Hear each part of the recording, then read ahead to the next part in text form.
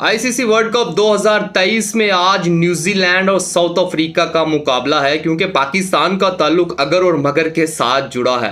वो टीम जिसके लिए पाकिस्तानी शाहीकीनों ने 2022 में बद्दुआएं की थी और दुआएं कर कर के नीदरलैंड को जितवाया था और साउथ अफ्रीका को हरवाया था नीदरलैंड के हाथों और T20 वर्ल्ड कप 2022 का फाइनल खेला था। और आज फिर पाकिस्तानी शाहीकीनों को साउथ अफ्रीका के लिए दुआएं करनी है कि साउथ अफ्रीका न्यूजीलैंड को हराए, ताकि पाकिस्तान क्रिकेट टीम की राहें सेमीफाइनल के लिए हमवार हो सकें। पाकिस्तान क्रिकेट टीम के लिए यहाँ कंडीशन बहुत ही क्रिटिकल है। पाकिस्तान क्रिकेट टीम को खुद मैच देखना पड़ेगा और बैठ के दुआएं करनी पड़ेंगी साउथ अफ्रीका के लिए। अब समझ नहीं आ रहा साउथ अफ्रीका के लिए दुआएं करें या न्यूजीलैंड के लिए। जब पूरी दुनिया बाबर आजम पर तनकीद कर रही थी तो सिर्फ और सिर्फ न्यूजीलैंड क्रिकेट टीम के कप्तान विलियमसन ने बाबर आजम को